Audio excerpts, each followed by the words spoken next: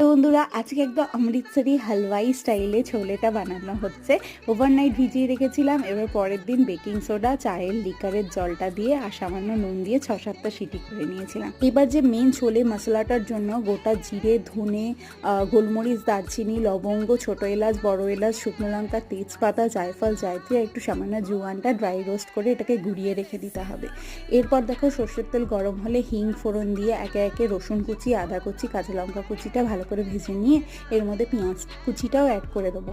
সামান্য একটু চিনি দিয়েছি রং হওয়ার জন্য, হলুদ, কাশ্মীরি লঙ্কা গুঁড়ো আর এখানে ছোলে মশলাটা অ্যাড করবো আর একটুখানি গরম জল বা ছোলের জলটা অ্যাড করে ভালো করে নাড়াচাড়া করে নেবো। আর এবার টমেটো পিউরি অ্যাড করে দিয়েছি, এটাকেও ভালো করে নাড়াচাড়া করে দিয়ে সিদ্ধ ছোলাটা অ্যাড করে দেবো। মাখা মাখা হয়, বাট আমি একটু ঝোল রেখেছি তাই সিদ্ধ ছোলার জলটা আমি দিয়ে দিই। নামানোর আগে নুনটা অ্যাডজাস্ট করো আর ধনেপাতা কুচি, কাসুরি মেথি আর একটু তেঁতুলের কাঠ অবশ্যই দিও, এতে টেস্ট খুব ভালো হয়। জানিও কেমন লাগলো তোমাদের।